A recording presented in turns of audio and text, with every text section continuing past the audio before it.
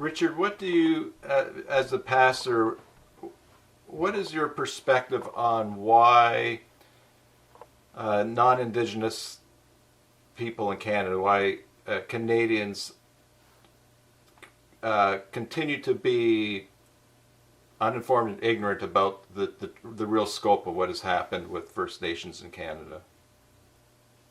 Well, Tim, I just want to begin by thanking you for opening this discussion, and I really trust that you'll get to inform as many people as you would like, and just it's a privilege to be in the in Chief Betsy's territory. Like I'm visiting at Aundeck, Mm-hmm.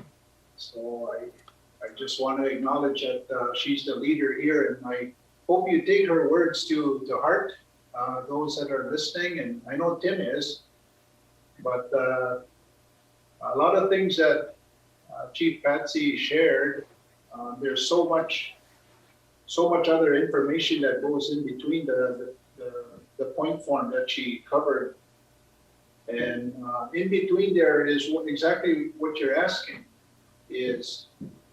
They are the non-native population. I really like what she said about this is not a war against other nations or people groups. And your question is exactly what, it's a very good question. The non-Indigenous are not informed. And that's not one group. And that's not one denomination. It's just non-Indigenous people that are not being informed. And why. But I just want to thank you for what I do pray for is that young people would get a chance to share and be heard, because they're the ones that we want to restore hope to by what we're doing here. I'm here because of young people. I don't let too many opportunities go by that I begin to talk about young people on our reservations. They still have goals in life. They still have, they still want to go to school, and they want to do what all children their age want to do. And even though the opportunities are different, we don't get all the opportunities that people in the city or other municipalities, I'll just call them municipalities, outside the reserve get. But I've encouraged my children. And I just don't encourage my own children, I encourage all children. And but I want to answer your question is they're not informed because if I could say something about the church,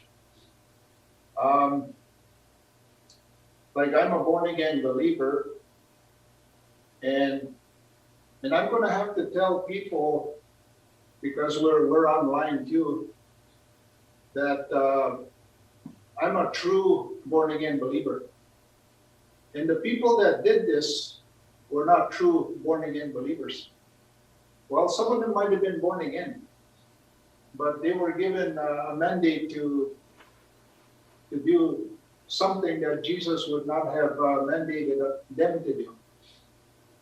So I think they were really strict in their beliefs, but I don't think that the Holy Spirit had any say in their lives. I think people groups are pressured to do the things that they do, and a lot of it has to do with misinformation or neglect of the right information. They don't pass on the right information. There's people that actually know when something's wrong that they're not telling others. That's what I'm saying. They would rather keep people in the dark. So that's an answer to your question, just a short answer. But why I'm here is also has to do with prayer, is that you use this, what you're doing, to tell everybody. And just like if I could say this in under 2 minutes, is COVID-19 happened and a lot of good things came out of it.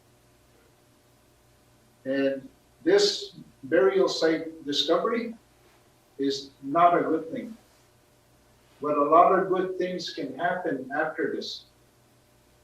And if people still want to deny what they know, or leaders still want to hide what they've been hiding, they got to deal with that on their own. But everybody knows now.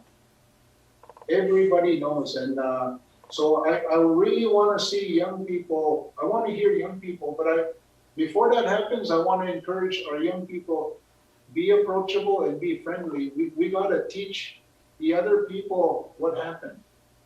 And try not to be angry, because it doesn't show right now, Tim, but I'm really frustrated. I am very frustrated. And I have to stand for Jesus. And Jesus hears me right now. Jesus gave me a hard job, because he didn't do this. But I have to talk to people about God and Jesus and the Holy Spirit. It is not an easy thing. I knew from day one, when I moved back to the reserve 30 years ago, I'm like a traitor. And the last thing I want to say is, for now, and I do want to hear some more from the other people, is just so you know, and people you're going to talk to, all of our children know what happened to us. There isn't a little infant that doesn't know. We're not spreading hate to them. We don't want them to forget. Even though the people outside our reserves don't know, we teach our own history to ourselves. And we want to have a good outcome from that. But I want to encourage my young people, when they get a chance to do this, they're getting smarter. They're very articulate. I want to tell them, encourage them, be approachable, be friendly, because there are people that really want to know, really key people that, like you, Tim, that are going to do something to get some results. And that's what young people are asking. We got a letter last week. They want to see action. They want to see action. That's all I'll share for now. Yeah. Be blessed.